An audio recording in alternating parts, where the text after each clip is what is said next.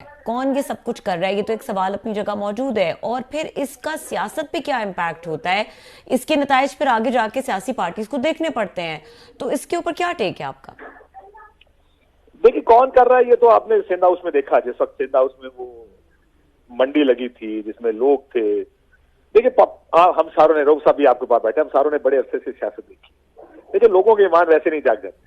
ये नहीं होता कि रात को बैठे और सुबह कहेंगे मैं असूल की तात। बहुत कम लोग ऐसे होंगे आपको नजर आएंगे जो असूल की बुनियाद पर पार्टियां छोड़ें या दूसरी पार्टी के साथ जाके बैठ गए। और अगर आपने असूल ही की बात करी तो असूल तो फिर ये कहता है कि अगर आप किसी पार्टी के टिकट पे इलेक्शन जीत के आए हैं, आप उधर से रिजाइन करें, दोबारा लोगों के पास जाएं, दोबारा जीत सकते हैं। अगर आप इलेक्शन दोबारा जीते फिर जो मर्जी फैसला करें।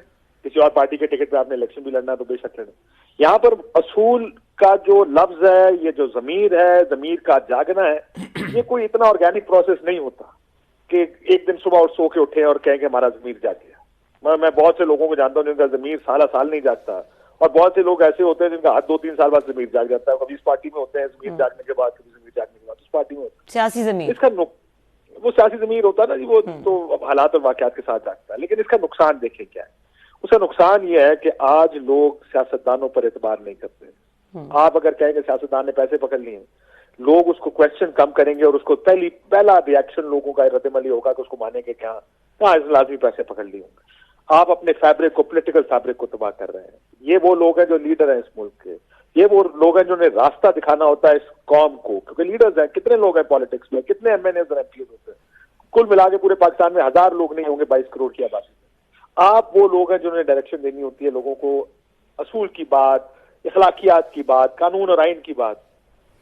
जब आप इस तरह के फैसले करते हैं तो वो जो फैब्रिक है हमारी सोसाइटी का, हमारी सियासत का, फिर वो सारे का सारा फैब्रिक हम तबाही ऐसे करते हैं। ये काशिफ होते हैं ये कि इंटरवेंशन होते हैं। आखिरी कर लूंगे, इंटरवेंशन भी गैर आईनी, गैर कानूनी, गैर सियासी है। फिर जब आप पिक एंड चूज करते हैं कि कुछ चीजें क्योंकि हमारे लिए फायदेमंद है इसलिए वो हलाल हो जाए, और कुछ चीजें हमारे लिए नुकसानदेह सियासी तौर पर इसलिए वो हराम करते हैं, फिर ये तफरीक खत्म हो जाती है सियासत से। काशिफ आपने बड़ी कम्प्रीहेंसिवली पाकिस्तानी पॉलिटिक्स का एक अपना आपने जायजा लिया, लेकिन एक और साइड देखते हैं इसकी। जब यही एमपीज जो अभी ये बिकने, जिनकी खबरें आ रही हैं, कोई 5 करोड़ पकड़ा है, कोई घर पकड़ा है, कोई BMW गाड़ी, वट जो भी वो कुछ ले रहा है, जब वो ये देखते होंगे कि हमारी टॉप की लीडरशिप जो है वो खुद करप्ट हो चुके हैं, खुद मंडियां लगी हुई हैं। पहले बुजदार साहब पे इतने सीरियस किस्म के, मतलब कि आप और मैंने नहीं कहा, बड़े इंतहाई जो मतलब उनकी अपनी पार्टी के लोग थे वो बहुत सारे सीरियस एलिगेशंस लगाते रहे। चौधरी परवेज अली साहब का आजकल बताया जा रहा है कि वजीर आला जो ऑफिस जो है वो एक तरह की मंडी लगा हुआ है। तो जब वो ये देखते हैं कि पिछले वाले थे वो 3-3 महीनों की सहमाई थी, वो दिहाड़े लगाते थे, ये वाले डेली बुनियादों पे लगा रहे हैं, तो इनके दिल में भी तो आता होगा कि भाई साहब बस ठीक है, फिर अगर ऊपर वाले भी माल बना रहे हैं, पैसा बना रहे हैं, तो हम भी 5-10 करोड़ रुपए की दिहाड़ी लगा लें। उसमें ज़मीर कहाँ से आएगा? चीज़ अगर ज़मीर है तो फिर बुजदार साहब का ज़मीर कहाँ पे किया था, फिर इन परवेज इलाही साहब का ज़मीर कहाँ पे किया था? ये माल पैसा बना रहे हैं तो वाई नॉट वी। आप समझते हैं कि जब टॉप पे करप्शन होती है तो निचलों को भी हौसला होता है कि हम भी कोई माल बना लें।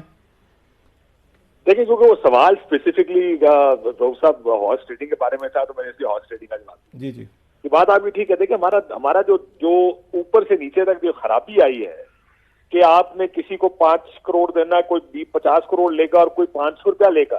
वो 500 कौन लेता है? जिसने आपको दफ्तर के अंदर जाने देना होता है, वो आपको कहता है मुझे 500 रुपया दो या 1000 दो या 2000 दो तो मैं आपका काम करूंगा। वो इसी वजह से है कि वो जब देखते हैं कि टॉप टू बॉटम एक रॉट शुरू हो गई है, उसमें देखते हैं जब ऊपर का आदमी पैसे बना रहा है तो हम क्यों ना बनाए। और ये बात बिल्कुल दुरुस्त है। ये नहीं हो सकता कि ऊपर के लोग पैसे अगर बनाना छोड़ दें और जो टॉलरेंस है करप्शन के लिए वो खत्म हो जाए किसी पॉलिटिकल पार्टी में, तो यकीन माने सारे खौफजदा होंगे कोई भी पैसे पकड़ते हुए, चाहे वो हॉर्स ट्रेडिंग की सूरत में हो या करप्शन की सूरत में। ये बात आपकी ये बिल्कुल जायज है कि अगर ऊपर के लोग पैसे बना रहे होंगे, या अगर ये खबरें आ रही होंगी कि फलाने ने, सीएम ने पैसे बना लिए, या इस सीएम हाउस में इतने का व्यापार रोज का हो रहा है, तो फिर लोग सारे सोचते हैं कि अगर पैसे ही बनाने हैं और हमें भी शायद एक ही स्टेंट मिला है, एक ही मौका मिला है, इसी मौके पे हमें पैसे बन सकते हैं, तो वो कहते हैं ठीक है फिर हम भी थोड़े पैसे बना लें।